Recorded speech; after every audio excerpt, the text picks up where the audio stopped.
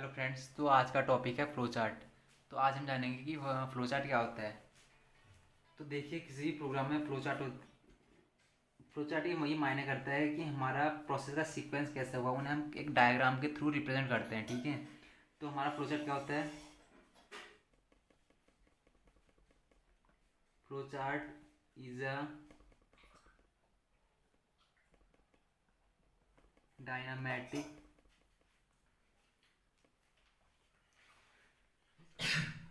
Representation of a process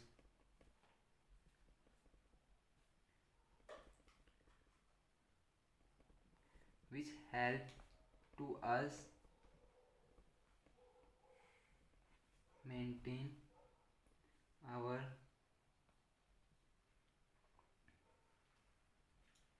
process in a sequence। यानी जो हमारा फ्लो चार्ट होता है एक डायग्रामेटिक रिप्रेजेंटेशन के थ्रू हम प्रेजेंट करते हैं। ठीक है, किसी भी प्रोसेस को जो स्टेप्स हम फॉलो कर रहे हैं या फिर जो भी हमारी स्टेप हो रही हैं उन्हें हम एक डायग्राम के फॉर्म में रिप्रेजेंट करते हैं। ठीक है, जो हमारे किसी भी प्रोसेस को मेंटेन करने के काम आती है कि हमारा प्रोसेस कैसे कैसे हो रहा है। तो जो हम फ्लो चार्ट का मेन मकसद यही है कि हम अपने प्रोसेस को कैसे कैसे आगे बढ़ा रहे हैं, इसे हम एक डायग्राम के थ्रू शो करते हैं। ठीक है, तो हम आपको डायग्राम बताने जा रहे हैं कि हमारे डायग्राम कैसे कैसे। तो हमारा पहला है,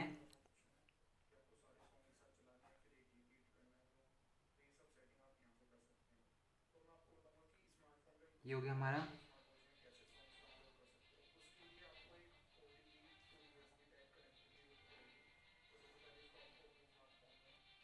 रेक्टेंगुलर ब्रैकेट्स। ठीक है, तो हमारा जो रेक्टेंगुलर ब्रैकेट, तो यहाँ पे क्या हो गया?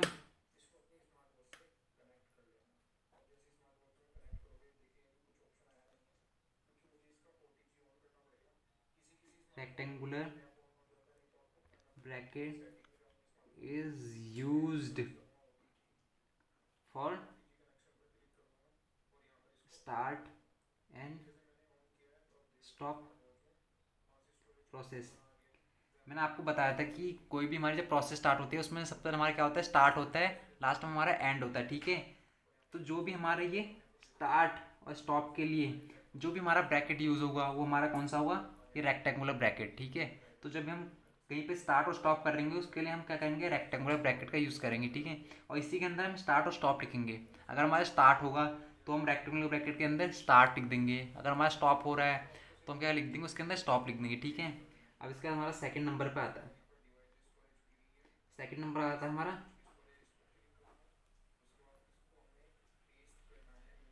पैरेललोग्राम। ठीक है,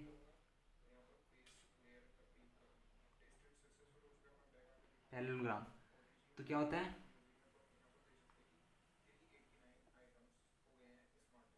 parallelogram is used for taking input and print output या फिर शो आउटपुट। जब भी हमें अपने प्रोग्राम में यूज़र से कोई इनपुट लेना होगा या फिर हमें आउटपुट शो करना होगा तो उसके लिए हम किसका यूज़ करेंगे? इस पैरेललोग्राम का। ठीक है, ये क्या हो गया? या फिर आउटपुट या फिर इनपुट। तो हमें जब भी कोई इनपुट या आउटपुट ऑपरेशन परफॉर्म करना होगा तो हम उसके लिए क्या करेंगे? पैरेललोग्राम का यूज़ करेंगे। ठीक है, हम इसी के अंदर सब कुछ लिखेंगे। इसके बाद हमारा थर्ड नंबर पे आता है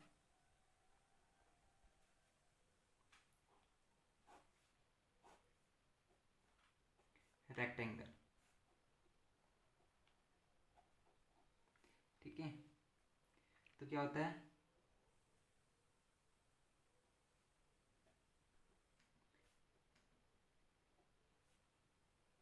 rectangular bracket is use for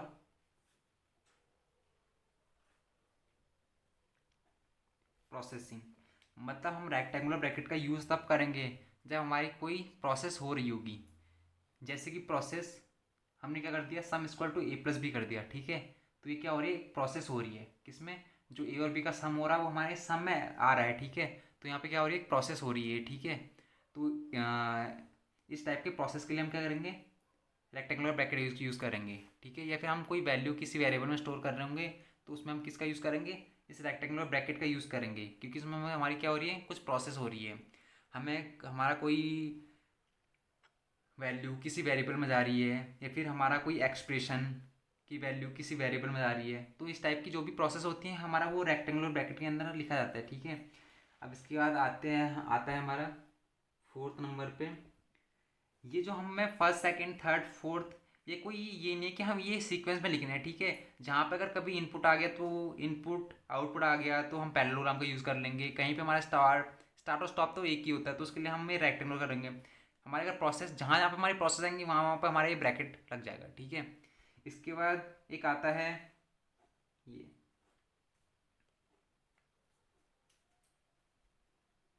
ये है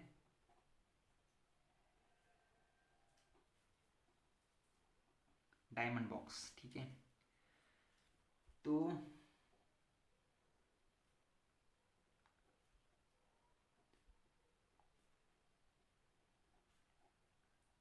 diamond box is use for checking condition, ठीक है। जब भी हमारी कोई कंडीशन आती है, हमारी कोई भी कंडीशन आती है, कहीं पे भी कुछ कंडीशन आती है, तो उसके लिए हम क्या करते हैं, रेड डायमंड बॉक्स का यूज़ करते हैं, ठीक है। तो जैसे हमने मान लिया हमारे पास कोई एक सिचुएशन है, ठीक है। हमारे पास कोई नंबर लिखे हुए हैं, ठीक है। और उस नंबर में हमें क्या प्रिंट करने हैं, हमारे 1 से 100 तक नंबर लिखे हुए हैं, और उसमें हम प्रिंट करने खाली जो नंबर हमारे 10 से बड़े हैं वो नंबर प्रिंट करने हैं। तो यहाँ पे क्या होगी, हमारे पास कंडीशन आ गई, ठीक है, कि हमारे पास हैं तो 1 से 100 तक नंबर, लेकिन हमें खाली प्रिंट वो करने हैं जो हमारे 10 से बड़े हैं।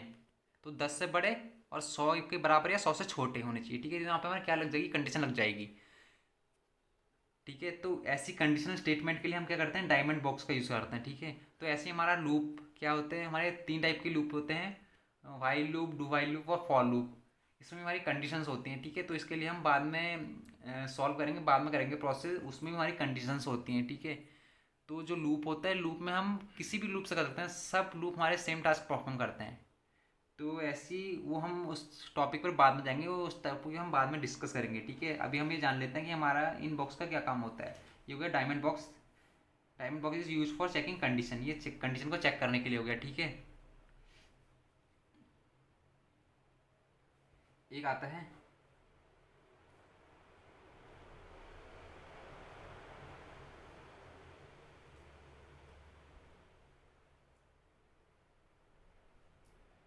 हेक्सागन बॉक्स, ठीक है।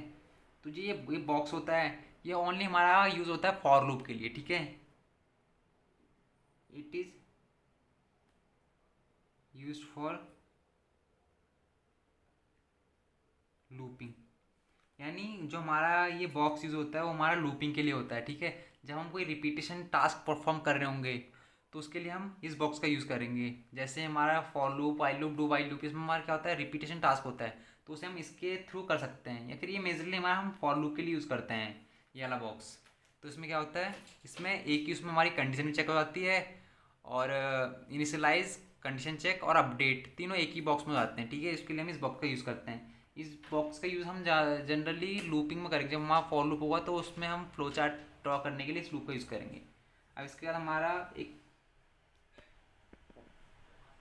मेन ये आता है, इसका नाम हो गया एरो। तो ये हमारा आ गया एरो। तो ये सिंपल है, arrow is used for flow of control, ठीक है। तो जो हमारा एरे स्पेसिफाई करता है वो ये स्पेसिफाई करता है कि हमारा जो कंट्रोल है वो हमारा किस डायरेक्शन में जा रहा है, ठीक है। मतलब हमारा जो प्रोसेस का फ्लो है वो कौन सी डायरेक्शन में हो रहा है, ठीक है। इसका खाली ये मतलब है, जैसे हमने यहाँ पे एक लिख दिया, कुछ भी लिख दिया यहाँ पे साइड में, ठीक है। तो इसका क्या मतलब हो गया, जो हमारा ए वो किस में जा रहा है, सी में जा रहा है, ठीक है। ये डायरेक्शन बता रहा है कि पहले ए हो रहा है फिर उसका सी हो रहा है, ठीक है। तो ऐसी मैं आपको एक आगे का फ्लो चार्ट का एक कोई क्वेश्चन आपको दिखाता हूँ जिसमें हम ये सारे यूज़ करेंगे, ठीक है। तो मैं नॉर्मली पहला, ठीक है, मान लो मुझे क्या करना है, सम ऑफ टू नंबर करना है, ठीक है।